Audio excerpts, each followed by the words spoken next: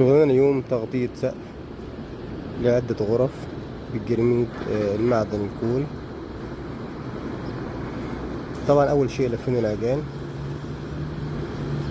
طبعا هنا البلوك كله أحمر، مفيش ميدا خرسانية، لازم نلف عليه كمر حديد من فوق ونثبته بسياخ في البلوك.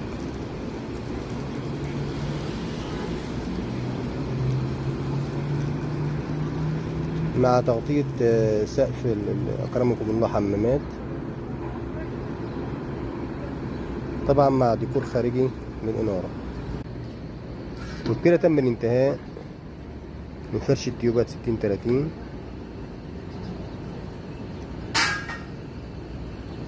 وتركيب ديكور خارجي للإنارة. والآن بيتم تركيب الأبلكاش 9 مللي عندنا.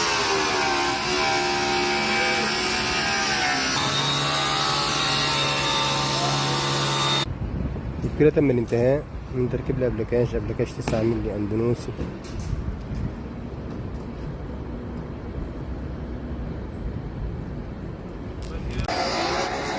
والآن بيتم تركيب العازل المائي جاتكو فايبر سناكر 4 مللي ضغط 140.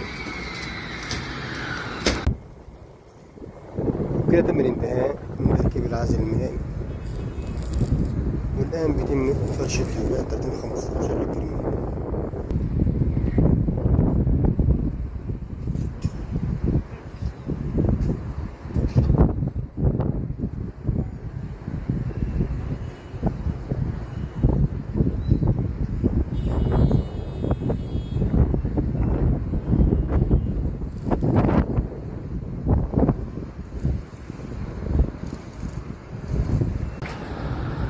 والآن بيتم تركيب العازل الحراري، عازل حراري كويتي مع جرميد معدن كوري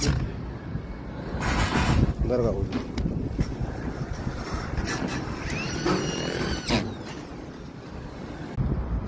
وبكده تم الانتهاء من تركيب الجرميد والزوايا وتغسيل العمل.